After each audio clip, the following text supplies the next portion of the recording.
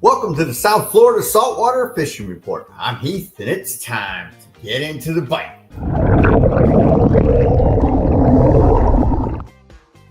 All right, folks, welcome to the show. South Florida's premier resource for everything local fishing. We're going to go over what's biting, who's catching it, where it's being caught. We're also going to cover your future marine forecast, your moon phase, and your tide charts. Also, any local news that might be happening, like closures or openings, which there are a few this week. Before we get into this, though, if you want to learn more about fishing, grow as an angler, just see some great and exciting offshore fishing adventures, you can start by hitting the subscribe button and joining the South Florida Saltwater Fishing family. All right, folks. So let's get right into this, right? Welcome to the show. Another great week. We had some, some spotty weather happening this past weekend, but people were able to get out and put some good stuff in the boat. And the major thing is over the next 3 days, we have like perfect boating conditions. I know Turkey Day being Thursday might not be the perfect ideal day to get out and do it, but we've got 3 great days of weather right in front of us. All right, so let's get right into this. The first thing we got to do is we got a closure and an opening from the FWC. So let's take a look, see right here. The closure is going to be snook in Florida. So December 1st, the West Coast, right? Yes, it says December 1st, Florida's West Coast is closing for snook. December 15th, it closes for the whole East Coast and down in the Keys, okay? And that includes inshore everywhere. And again, it's not that you can't catch them, it's just you can't harvest them. So those spot snook, whatever the size may be, is shut down. December 1st for your West Coast and December 15th for your East Coast. All right, closure is what it is, folks. Hope you had fun catching your snook while you could. And, if you're one of the guys that gets them, I know they're thick up at Sebastian Inlet and other areas on the West Coast. Hey, it is what it is. You have to wait till, do they say when it opens? Let's see. Of course not. I'm not much of a snook fisherman. Let's see what it does. August, good Lord. It can get complicated. Season opens February 1st to May 31st. Oh, Lord. Yeah, on the Southeast. Yeah, go visit the FWC. It's a ton of different closures for specific different areas. All right, snook closing. All right, so that'll be that. And the next one, we got an opening for, I believe, flounder. Yes, it is flounder. Let's check this out. Let's see. December 1st is opening for recreational harvest of flounder. Flounder has a 14-inch total length. Regulation, daily bag limit is 5 fish per person. And it says right here, it's all of state Florida. So flounder on the East Coast, they do get them, but it's rare. It's more of a, up the coast, the panhandle. I know up in Sebastian, on the one side of the inlet, they catch them there. It's also a West Coast fish. So, hey, flounder, if you like them, go get them. Flounder's opening, folks. All right, so let's get right into this. We had a good inshore bite. Had lots of people sending me pictures of redfish and some nice snook. So let's get right into this. Right, we're going to start off with Lafayette Malone and a nice inshore snook you got here. Some shore fishing. That's a nice log right there. Let's see what else he's got going on. I know he sent in a couple of pictures. There he is. This is the lure that he got on, a little swim bait. That's showing you like kind of the real size of it. It's interesting because if you're a snook fisherman, there are different types of snooks, and you can tell by the shape of the head and stuff. I'm not much of that knowledgeable about it, but I know that there are different ones. And somebody could call this one right out and be like, "Oh, I know exactly what type of snook that is." And here he's got, his fish. He's getting ready to revive it, send him on his way. Lafayette sends some quality stuff all the time. It's always good, good stuff when he sends them. Reviving the fish, getting it back going.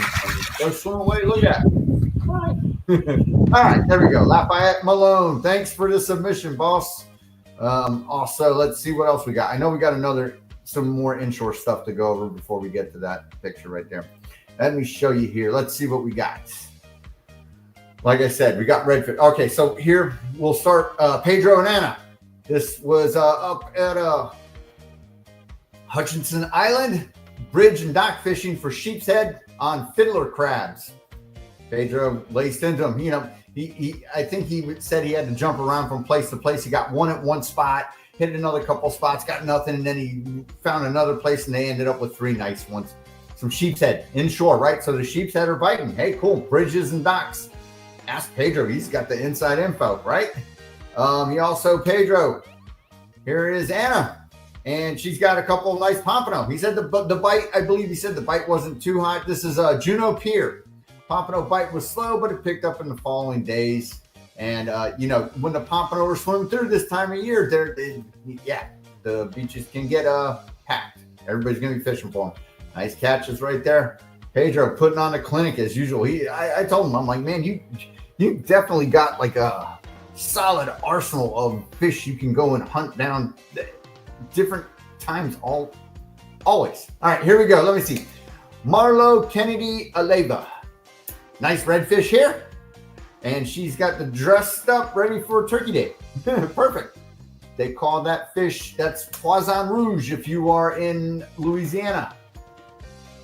All right, let's see. Like I said, there's a bunch of redfish going on here. Let's see. Here's another one. This is Kevin McPherson. Nice red. Solid. So you see that the inshore bite is doing it. We live in fishing paradise. Hey, Pedro. Yes, we do live in fishing paradise. And yeah, like I said, it amazes me all the different stuff that you do. You know, lots of people tend to think, oh, you're either stuck on the boat or you're stuck on land, and you take advantage of all of your opportunities that you get, which is great. And now here we go. John Messinio. Again, like I said, the redfish bites seem to have turned on this weekend. I don't know if it's the cold fronts pushing through and that's how they work. I'm not much of a redfish person, but I love seeing the catches and sharing them. So, you know, this is, again, that's that inside information. This is inshore fishing. You are not finding redfish out deep in the ocean. They are skinny water fish. All right. So let's see if I got any more redfish to show up. Here's another one from John Messinio. He's got the ruler right there, but I can't really see how big that looks. That's 12 inches right there. So that fish is like 13, 14 inches. Not sure. Nice fish. Perfect. I know redfish is a slot fish too. So he could be showing, showing us that, yeah, that bad boy's going in the bucket. Okay, here we go. Another one. Derek D'Amico. Tons of jacks. 3 different types of jacks in this bucket here. We've got pompano, right? He laced into the pompano. We've got Jack Crevel, these ones here with the little black dots. And in here, this is almost like looking for Waldo. We had a discussion. There are blue runners in here. There is one right here, and there is one right here. So, and there's another one right here. So, he 3 different types of jacks, man, loaded the bucket and, called it a day, went home. So, out of there, the pompano or the tasty ones, the other ones, you got to be really, they can be a little fishy if you don't. Cheese it. Come here, buddy. The kitty wanted to say hi to Pedro. Okay. Go on ahead. Bye. All right. So, back to the show. Cats and all. Here we go. Okay. So, that is our inshore bite, right? Sheep's head, redfish, snook. Pompano for those the shoreline fishermen, right? Pompano's going off. All right, let's talk a little bit about our reef real quick and see what we've got going on there. The yellowtail bite is happening, right? And as per usual, Pedro putting on, yes, he put on a clinic right there with all those pompano, huh? Pedro went out fishing, and yeah, he said he was catching more sharks than, losing a bunch of tackle. And, every time it happens, a lot of times when you're on that reef and the sharks show up, they just don't go away. But still, he managed to get a couple on boat, after paying some taxes and losing, probably quite a sufficient amount of tackle and slow pitch jigs, as he said. And sometimes you just got to get up and move and call it a day and give other stuff up. As you can see, persistence counts. Pedro on the yellowtail. So over our reef, right, we've got the yellowtails swimming around. Let's see if we've got more. Here's Nick Mosley. He fished the reef and he ended up with a nice, that's a fat red grouper, yellowtail, and the kingfish obviously swam around and were taking advantage of his baits. So nice reef bite right here for Nick Mosley. Perfect, man. I mean, you go home with that. That's a ton of food right there. Looks like these are kings and these are ceros. So yeah, he was definitely fishing for the yellowtail. I can see it's a cero by that yellow line right there and the little dots. Yeah, so a couple of ceros, a couple of kings, yellowtail. Nice little smorgasbord going on right there. So your reef bite, right? This is what we're looking at: the yellowtails, the kingfish. Here's Neil Link. He hit it up. This is a ton of porgies here. A couple of yellowtails, a couple of grunts, but man, he hit the porgies up, right? So man, look at this. So we've got several different species swimming over the reefs, depending upon where you hook up, anchor up, what depth, you know. The yellowtail are going to be 70 to 90 feet, depending upon your structure and how that looks. This is Angel El Malo P. Ended up with some porgies, some yellowtail, and one grunts and grits. But the yellowtail, look at this. So, like I said, the yellowtail are they're there, folks.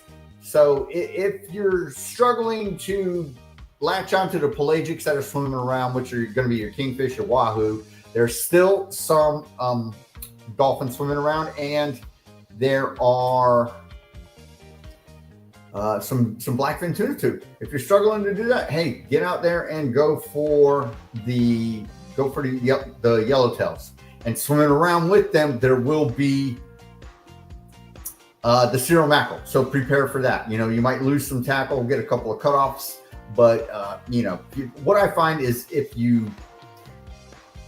fishing like a yellowtail jig, right, and you lose your bait, reel it in as fast as you can, and a lot of times the ceros will just hit that bear jig. Here we go, Chris Longawa with a nice red grouper. Good to go. Remember, red grouper got to be, I believe the regulation is 20 inches, and they got a season, but we're in season right now. So hey, thank you very much, Chris, for submission. So your grouper, right? That's you know, those red grouper are typically found in areas where you're fishing for your yellowtail. Let's see what else we got on our reef bite. That's it, right? So yeah, so our snappers, mutton snapper bite is going to kind of peter off and slow down here for a little bit. So you go for your yellowtails, your mangroves, all that goodness. All right, so let's talk a little bit about the pelagics off the deep reef. Here we've got Gary, went out planer trolling. Couple on a 4-6 planer. He got the kingfish, and he also has a great taste in his clothing that he's wearing. Shameless plug right there with the South Florida Saltwater Fishing shirt. He's headed out of Haulover Inlet up to Hollywood Beach. Said 7 to 10:30 a.m. After 10:30 a.m., the bite shut down. You picked off this kingfish on a drone spoon and a 4-6 planer. So cool. He was talking about having trouble keeping lighter planers set. Yes, the smaller planers, like let's say you're doing number 3s or something, it's really tough to get a sea witch or a regular drone spoon pulling behind them because they trip your planers automatically. If you're using a smaller planer like a number 3 or number 2, you're going to want to downsize your lure to something like a Clark spoon. Okay, I gave him that advice. And yeah, so, but personally me, I like the bigger planers to get down there deeper. You know, the number 3s and stuff are a shallower reef thing, if you're doing that. All right, so that's Gary with his kingfish. Now next we got Jason Reese with a sailfish in 175 feet. Nice. He said he tossed in a goggle eye. And he said as soon as it got in the water, he pretty much hit. So nice little afternoon sailfish going on. Jason Reese of Guggen to Pro Offshore Angler YouTube channel. I'm sure there will be a video of this sometime soon. Very nice. Nice catch. And, you know, goes out with the family and has fun all the time. So great catch for Jason right there. All right, so now we're talking, again, we're getting off the deeper ledge of the reef, that 100 100+ foot range out to 300 where we're going to see some wahoo. Now, here we go. We got Bob Shar. He is going to, what did I do? I didn't mean to do that.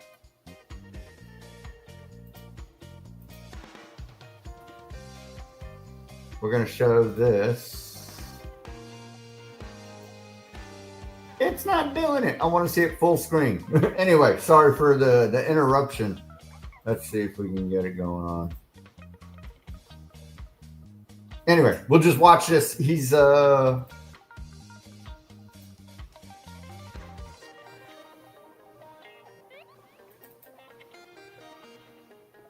won't let me enter full screen, so we'll just watch him. He's got this wahoo coming into the boat. You know, wahoo coming in hot.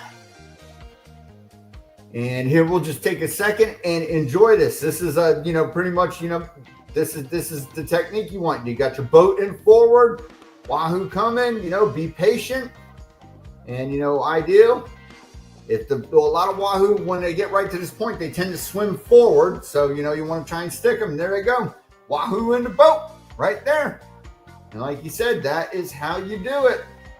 Yes, it is. Nice wahoo. Definitely, look, 20 to 30 pounder right there. Solid fish, man. Nice. All right, Bob Shar. Perfect. All right, there we go. Wahoo time, right? All right, so we'll keep talking. Let's see if we got any more stuff. So like we also saw the kingfish from Nick Mosley. So our deep ledge reefs, right? The wahoo are there. We had a great bite last week with that full moon. Now the moon's kind of petering away. So that bite, you can't really rely. The wahoo bite might turn a little scarce, but if you're out there and you're trolling the deep ledge, go on ahead and give it a shot. Don't count it out. They are there, but the bite may, like I said, it may slow down a little bit. All right. So I had some buddies, Blake and Josh. They fish out of Port Everglades. This is from Sunday. He had a good day. He said, a bunch of bonita, some cudas. They ended up with these 5 keeper dolphin. They had 3 little peanuts that he said they got back throughout. Here's the blackfin that they caught, and I think there's 4 of them in their bucket right here. Very nice catch. Blake and Josh fishing out of Port Everglades.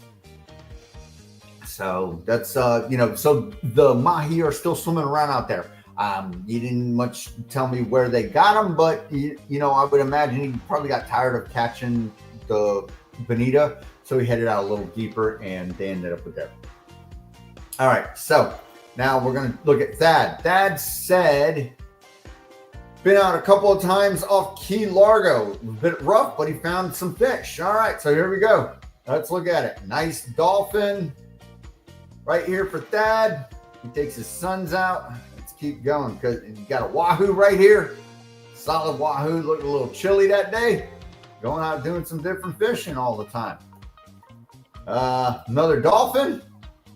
That's a good sized gaffer dolphin right there. So again, you can see the dolphin are swimming around. You just got to put in the time and go out there and get them. He's got some blackfin tuna. Look at this. So, he laced into him all week long, it looked like. So let's see. Anything else? Oh yeah, he's got there we go. There's the boys right there. Nice catches. So they're doing good. All right, folks, the dolphin. So that's about it for our fishing report. Let's shut that down and talk real quick. So over inshore, right? Redfish. If you're fishing the shoreline, redfish, there's that skinny water, they're not necessarily beach fish. What do you want? I can't do nothing for you right now, cat. Anyway, redfish. Pompano. The pompano are swimming up and down. They're going to be mixed in. Also, you'll probably see some bluefish starting to show up further down south. Snook bite, obviously. And then again, we're having a closure of those snooks coming up here in a couple of weeks. The reef. Yellowtail, folks. Go for them. They'll be mixed in with your shrimp mackerels, the deeper reef. The kingfish bite is turning on. The wahoo bite is here. The further out we go, we're seeing the blackfin tuna still, the little footballs, and a little bit bigger than those, not all tiny. And the dolphin, the mahi are still swimming around. sailfish. It is sailfish season, right? It's cold when the weather picks up. All right, bear with me. The cat needs to go outside. Stop! What are you doing? I know. Go. All right. Yeah. Yes, cheese it. We'll do that too. So yeah, that's what we're looking at, right? Sailfish, deep dropping. It's rosies, Vermilion snapper are out there. They're still catching a few little small amberjacks and stuff. So that's what's going on with our fishing. All right, let's start talking about weather. Because like I said, we got a couple of nice days of weather happening. So here's what's going to happen. We've got a couple of nice days of weather. There's going to be a warm front that's going to stall up north in Florida. Come Friday night, we're going to get a cool front coming through. And then Sunday, another one's going to push through. So like I said, we've got 3 great days ahead of us. Tomorrow, Thursday, and Friday will be good to get out on that boat and do your fishing. The seas are going to be 2 feet or less over these next 3 days. It'll actually smooth out Thursday. It's going to be one of those days where you really want to take advantage and get out, especially Thursday and Friday morning. Then come Friday morning, those winds are going to pick up and the seas are going to start, doing what they do on the weekend again. So good grief, if you got the time off work over this holiday, hey, go on and hit it up. So let's go over this real quick and see what we got going on, right? We're going to pull up windy first. Here we go. Okay, so here's windy, right? So here's right now. Let's look at tomorrow, right? Tomorrow. We're looking at winds that are, 5 to 10 knots. Down in the Keys a little bit further. We got an east wind. The further up state you go, Vero Beach, up into Palm Bay and all that, it looks nice in the morning. Tampa Bay, got wind blowing from the east. So, it's going to be nice out in the Gulf, especially in the state waters. The further out you get, it might be a little bit bumpier. Wednesday afternoon. Starts laying down even more, less than, coming down below 5 miles an hour. Upstate, it'll pick up a little bit. The wind's going to shift, as the afternoon turns on. The Keys are a little bit more elevated, up into maybe the low teens. West Coast looking nice. All right, Thursday. Again, nice and slow winds, and they start pulling from the southeast and kicking up to heading north up by Vero Beach, Tri-County area, looking beautiful though Thursday morning.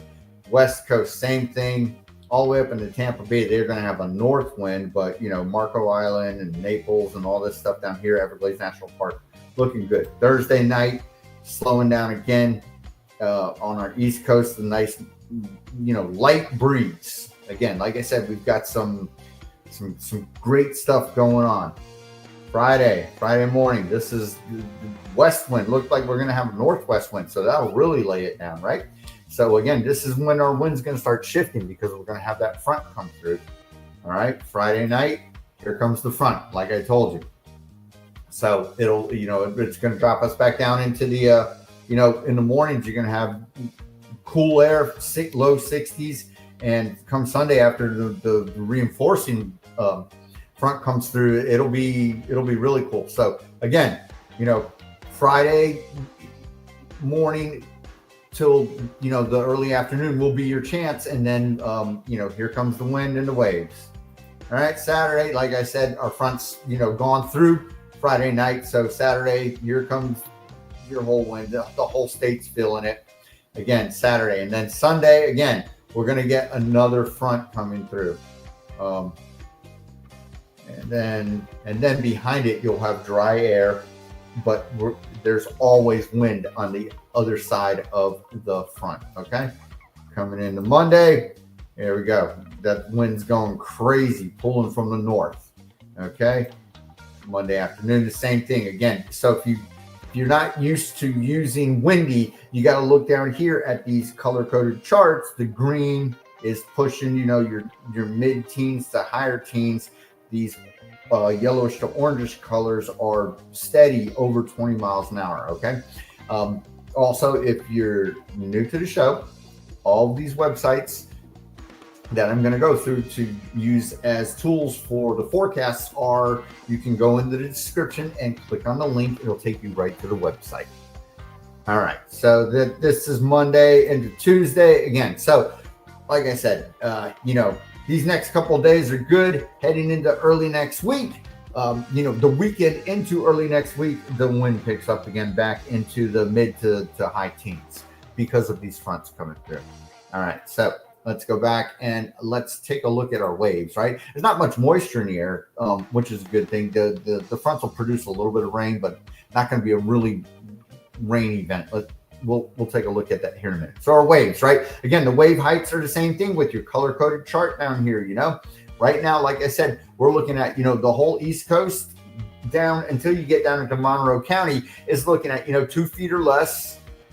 West Coast is 1 foot or less. Very beautiful because of their proximity to what's happening with the wind. They're on the leeward side of the island, so they have protection from all of the land, and it produces a nice calm sea in their very shallow waters. The East Coast, Vero down to Miami is 2 foot or less. Tomorrow, all day, we've got northeast waves, right? Thursday is the day where it'll tend to flatten out a little bit. Up north, though, a little bit more wave action. Palm Beach, the Tri-County area, though, is, we're looking good. Like I said, 2 foot or less. Thursday afternoon looks like it lets up a little bit. Making the crossing, if you're going to the Bahamas, it might get a little dicey out there. Not sure if this is the weekend to go do it or a couple of days to go do it. You would have to, play that by ear and kind of, if you're going to do it, do it. All right. Again, Everglades National Park looking dead flat all the way up into Tampa. Tampa Bay looking good, but once you get north of that towards the Big Bend, they got some wave action going on. Friday is going to be like I said, Friday is going to be your last day until the afternoon when the wind starts picking up. Okay, so 2 foot or less. Again, Tri-County area up in the Vero. And again, remember when you look at this, you're not going very far offshore. This is like let me look at this. So Freeport is 55 miles, right? So if you're here, you're at 10 to 15 miles offshore. So the further in you go, you click on this and it'll tell you you're at 2 feet waves right here. So again, Friday morning looking good. Friday afternoon, like I said, here comes the water being pushed by the front. Okay. And again, your color-coded chart, this is big out here, but that's in the middle of the Gulf. So Friday afternoon, further down into the Keys, looks like it's going to, get a little bit nicer. Okay. Saturday, the front comes through Friday night. So Saturday, we pick up into, 5 to 6 foot seas all up and down the East Coast. The Keys are still getting a little bit of it, but it's not going to be, it won't hold on to that 2 to 3 foot seas for very long. Saturday, like I said, all that water is being pushed, and then there's another front coming behind it on Sunday. Like I said, so we're, you're looking at 5, 6, 7 foot seas steady, with the northeast swell being pushed, all that water being pushed. Sunday afternoon into Monday, it's going to stay. Remember, we're seeing constant wind, so we're going to have some seas build up starting over the weekend. And then Tuesday, again, the further away the fronts go, it happens. But this is starting to be cold front season. So, in front of the fronts, we'll have some nice days. And then after the front pulls through, the wind goes and it becomes, undoable. All right, let's look at our rain real quick. Rain and thunder. So right now, like I said, we got dry conditions, except for when these fronts come through, and the fronts aren't going to be real rain events. This is tomorrow all day. Thursday, very dry atmosphere, which is good. Get out there, get some boating done. You don't got to worry about, you won't have to worry if you're in a small vessel. You won't have to worry about getting soaked and being cold and having to, dodge rain, which is great boating conditions. Whether or not it's the best fishing conditions, hey, that's that's yet to be seen. But I'll show you what's going to happen. We'll take a look at our tide charts and our moon phases and figure all that out, right? Again, fishing is good ahead of the front too. So here comes that front. Like I said, not very much moisture involved in it. So This is Friday afternoon around 4 o'clock. So, you know, if you're fishing down in the Tri-County area, you know, you might want to just beware that that's coming. Okay. Saturday, it passes. So, you know, if anything, the moisture will be in the middle of the night. But like I said, it's not much. It's all the moisture is up north of Florida. It's going to dump on Georgia and everything. Saturday, it passes. Sunday, there's going to be another front coming through. It's just not showing up on windy just yet. All right. Monday, we're still back to dry conditions because these fronts have passed and they've pulled all the moisture with them as they head south. Tuesday, dry conditions, right? Dry and windy. All right, so that's windy. Let's take a look at WindFinder, which is the numerical version of the graphics that we just saw from windy. One and the same. Some people like this better. All right, so let's see right now, right? Tuesday, Wednesday, we've got east winds, northeast to east winds, steady, below 10 miles an hour, not very gusty either. Dry conditions, like we said, sunny, not much cloud cover either, which is great, right? We love that's definite. And then we look at our wave heights coming from the northeast, less than 2 foot. So tomorrow is, you know, a great day. Same thing with Thursday, east winds. Friday, you got a little bit of a variable wind happening because of the front starting to come through. But look at these wind speeds. So Thursday, you've got wind speeds below 10 miles an hour. Friday, man, it really dies down.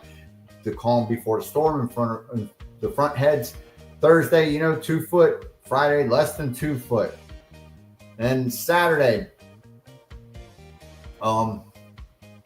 you know, the front will be pulling through, and we're going to start picking up into Sunday. So Saturday, you know, might not be too bad, but you're going to have all that wind being pushed and the water being pushed from the front going through, which looks like it's going to raise the sea level. They're saying 2 to 4 here.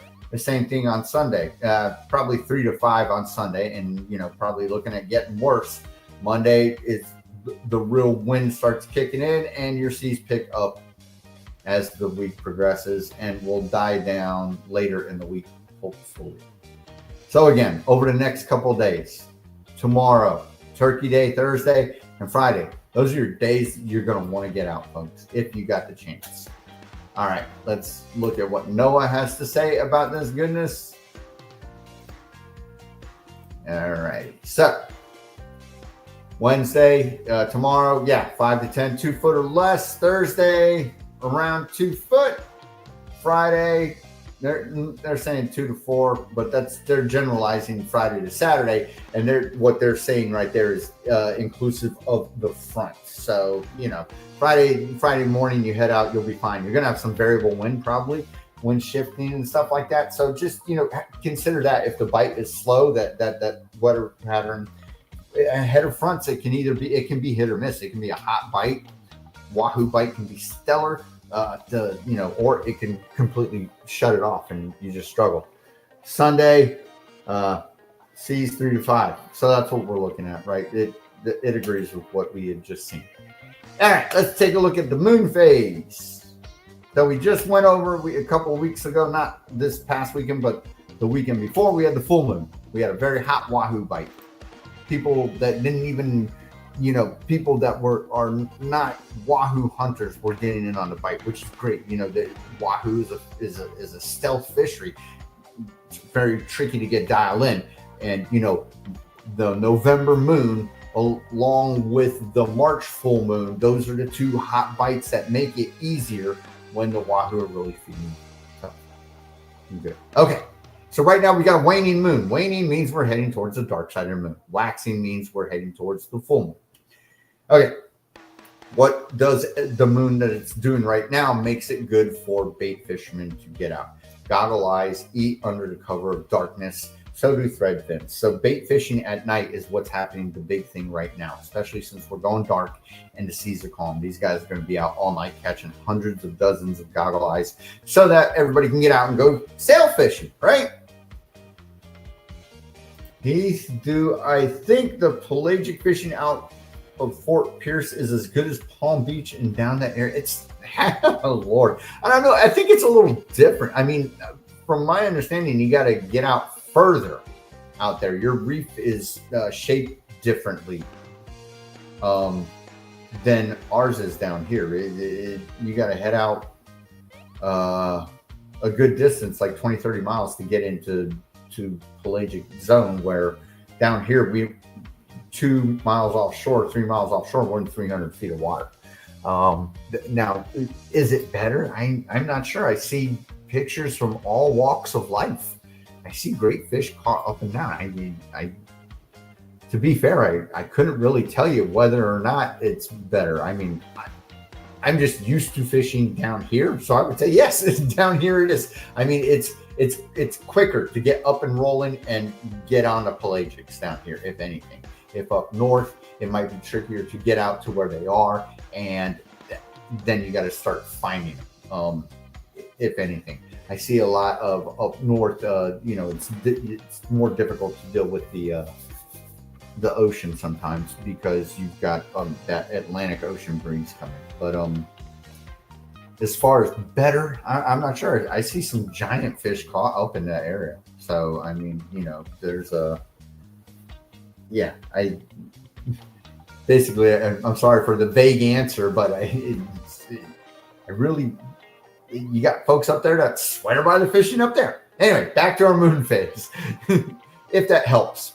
15 to 20 miles to 8. Yeah, exactly.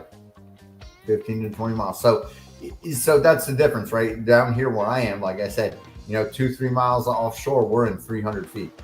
We're 3 miles offshore, you're off the reef already. You're off the third reef, heading out into, heading towards the stream. 8 miles out, we're in 800 feet of water out here. So that's just to give you out where we are. 20 miles offshore, we are in we're in swordfish territory, which is 15 to 1600 feet. Just to give you a sort of a basis of comparison. All right, moon phase, dark moon, right? 18%. Let me close the ad. Tomorrow, 12%. So that's Wednesday. Thursday, 6%. Friday, 2%. So, you're looking at a very dark moon, which means when the moon's dark like this, the pelagics tend to eat more at night. So if it's not such a hot bite for your dolphin or anything like that, just consider that they're eating it. They're actually, I'm backwards. The pelagic bite will be a little bit better during the day because they're not feeding as much at night. When you have a brighter moon, your pelagics tend to feed at night because they can see everything much on top of hear it and taste it and smell it. So, with this dark moon happening, especially, we're at 18% today, Wednesday, Thursday, Friday, 2%, very dark moon. The pelagic bite might actually be a little bit hotter. So just keep that in mind. Saturday, new moon, stop. Saturday, new moon. Sunday, 2%. Monday, 6%, waxing. And Tuesday, 12%. So in about another week and a half or so, we'll be looking at the December full moon. Another time to get out and try and get that wahoo bite going on. All right, so that's our moon phase, right? We got dark moon, so that pelagic bite should be a little bit hot, a little bit easier to get them to chew. All right, let's look at our tides and see what we got going on. Okay. Tides, right? Tides are very important, especially for fishing the water flow out of jetties. Again, we go over this all the time, and I'm going to continue to go over it until everybody in the world knows it, which they never will. You need a tide that is falling to fish inlets, especially if you're a land-based fisherman or if you're fishing that water flow outside the inlet. Let's say you're going for wahoo, or you're drifting for mutton snapper, or you're chumming for yellowtails, and you're going right outside the jetties or the inlets. The water flow needs to be going out. If the tide is coming in, that means the water is being sucked into the inlet. You need the water to be pushing out of the inlet. It pushes all the sediment out. The little fish come in and they eat the sediments, all the microorganisms and everything, and then the big fish come in and eat the little fish. That is the cycle of life in the ocean. Okay, if your tide is not going out, if your tide is coming in, you're wasting your time fishing the inlet. So for all you jetty fishermen, all the guys that get out there and fish that water flow, the tide has to be going out. So tomorrow morning, you hit that right when the sun comes up, 6:30 or so. You've got plenty of time to fish that outgoing tide. Tomorrow is a great day to hit that tide. Again, Thursday and into Friday. Friday, you will be at the slack tide as the sun comes up, and then that tide's going to start pulling. So you'll have the whole better part of the morning, both of these nice days to fish. So what are we looking at essentially with these 2 great days of fishing that we've got ahead of us? We've got the moon on our side for the pelagics because they won't be eating all night because of the loss of vision. And we've got the water flow out front of the inlets on our side. Okay, so just keep that in mind. Okay, this is for the morning guys. For the afternoon guys, your tide is coming in, so you're not going to want to fish the inlets. It's not going to happen. Saturday and into the next couple of days, the fishing's going to shut off. It's going to be rough, but Saturday you're at slack tide as the sun comes up. All right, so that about does it for all of that forecasting and everything, folks. So we're about ready to sign off.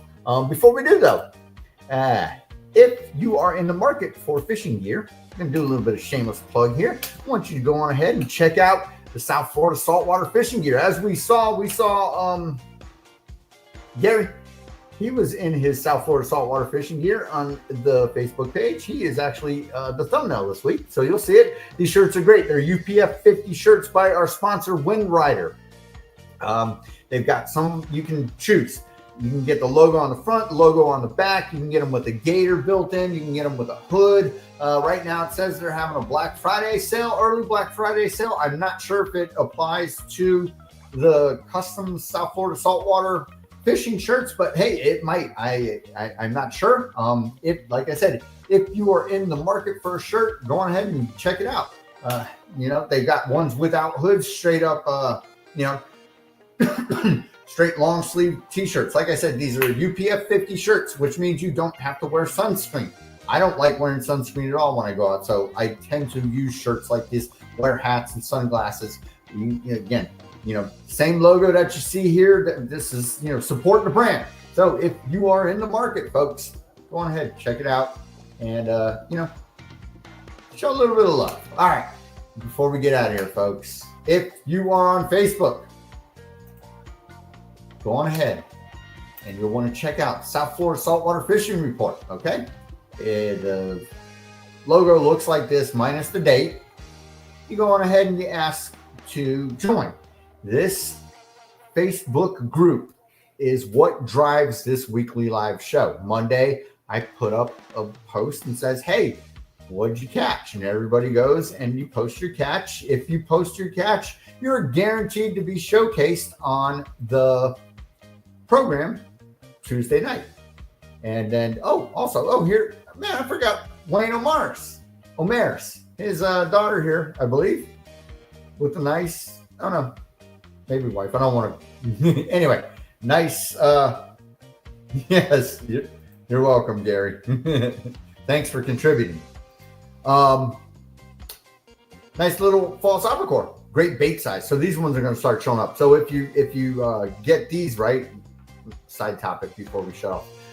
If you get these guys and you're into it, have a stinger rig ready. Have a live bait hook with about 6 inches of 40-pound wire on there and a treble hook. Hook them through the nose, hook the treble hook in the back, drop them out, slow troll them deeper. You're going to catch those bad boys in about 60 feet of water off the first ledge. And again, also, if you don't have to post on the Monday, the Monday post, you can come and post anything you want to. Like Brian Freeman right here posted, hey, the nice yellow edge grouper. Diego went on the YouTube channel and he saw how I built planers and how you make them the same size and hook them up for a bridle. It's tons of information. Lafayette Malone, so Gary here from last week. So, if you've got fish you want to show off, you don't have to wait till Monday. Again, if you put your fish on here, you will be showcased. And again, all you have to do is go find the page, South Florida Saltwater Fishing Report, ask to join, answer 2 simple questions. Do you agree by the rules? And yeah, Cheez-It was being a pain in the keister tonight. Do you agree to the rules, which is simple, no YouTube videos, no dumb I want anybody looking for their boat to be detailed thing that guys gets there all the time. And what's your favorite fish to catch? And hey, if you don't even know what your favorite fish is, just hit I agree. That way I know you're not a bot and we can get you up and get you rolling. All right, folks, that about does it for this episode. Hope you had fun. Hope you enjoyed. And again, the next couple of days are going to be stellar. Everybody enjoy their Thanksgiving. We'll see you next Tuesday. South Florida Saltwater Fishing, going wherever the cool wind takes us.